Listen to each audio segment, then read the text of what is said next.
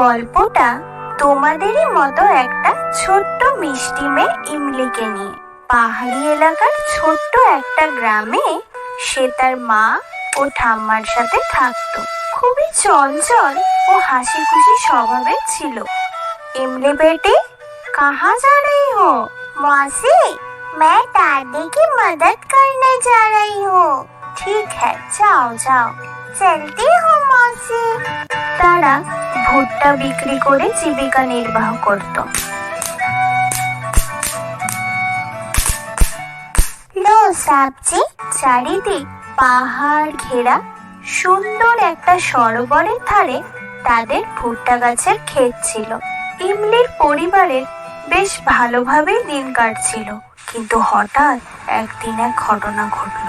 চারু, মেঘের অবস্থা তো আজ অত ভালো নয়। তুমি আজ বরং ছেড়ে দাও, কাল যেও। তা বললে কি হয় মা? কাল তো আবার ভুট্টা বিক্রি করতে হবে।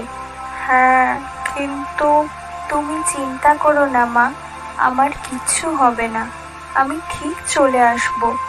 মা, তুমি সাবধানে যেও। ঠিক আছে সোনা। এই বলে ইমলির মা চলে গেল। পাহাড়ের চারিদিক মেঘ যেন তার সাদা পোশাকে ঘিরে রেখেছে, কিন্তু ইমলির মা সেই যে গেল, আর ফিরে এলো না।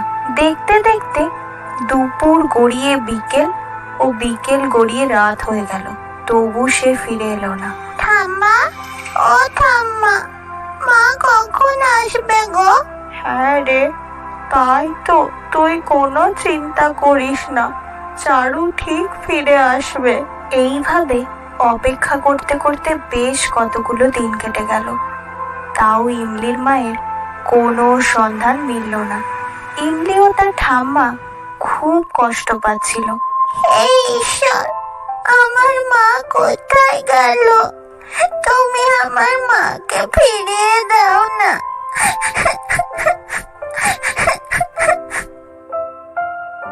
সে তার মাকে খুঁজতে সরোবরের ধারে গেল, কিন্তু সরোবরের ধারে যেতেই একটা অদ্ভুত ঘটনা তার সঙ্গে ঘটল। সে সাঁকুতে হাঁটছিল, কিন্তু হঠাৎ চারিদিক লাল মেঘে ঢেকে গেল। সরোবরের জলও ধীরে ধীরে গোলাপি বর্ণের হয়ে যেতে লাগলো। কেউ যেন আকর্ষিত করছে তাকে। এদিকে আয়, আমার কাছে আয়। চোখ যেন তার স্থির, কিন্তু চেতন আসতেই সে দেখে যে সে যে সাঁকোর উপর দাঁড়িয়ে আছে সেটার কোনো শেষ দেখা যাচ্ছে না। সেটা যেন আস্তে আস্তে মিলিয়ে যাচ্ছে। এমা, এ কি? সাঁকোটা আস্তে আস্তে মিলিয়ে যাচ্ছে কেন? ওরে বাবা রে! ইমলি ভয়ে ছুটতে পালিয়ে গেল।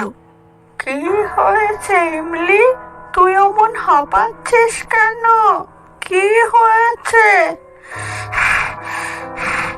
জানো ঠাম্মা, আমার সাথে আজ একটা অদ্ভুত কাণ্ড ঘটেছে।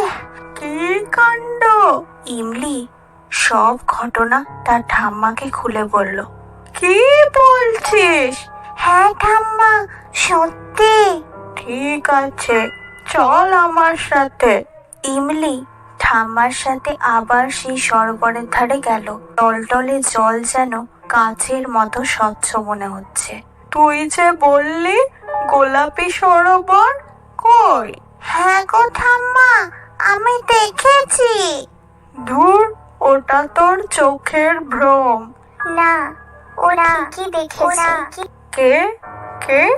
এই যে আমি, এদিকে এসো। এ কি? এ তো একটা গোলাপি ভুট্টা গাছ, আবার কথাও বলছে।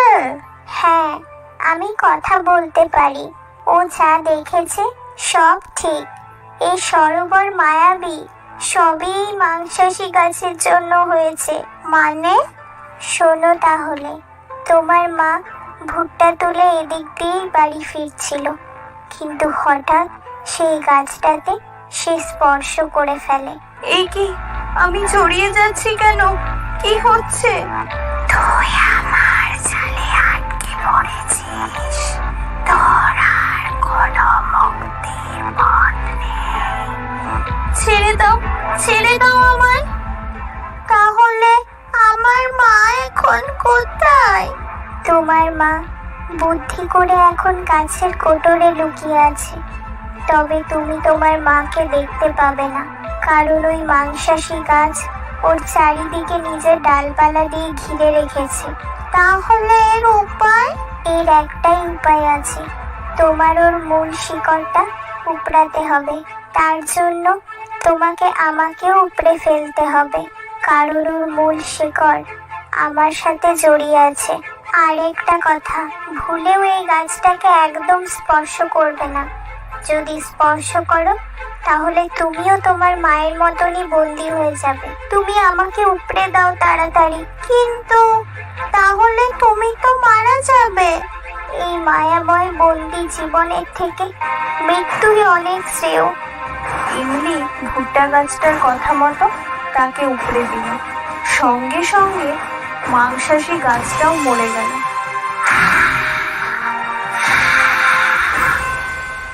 মা, সোনা, তোমরা ভালো থেকো। বন্ধু, কিন্তু না বন্ধু, চলি। অবশেষে ভুট্টা গাছটা মারা গেল। ও ইমলি তার মা ও ঠাম্মার সাথে বাড়ির পথে রওনা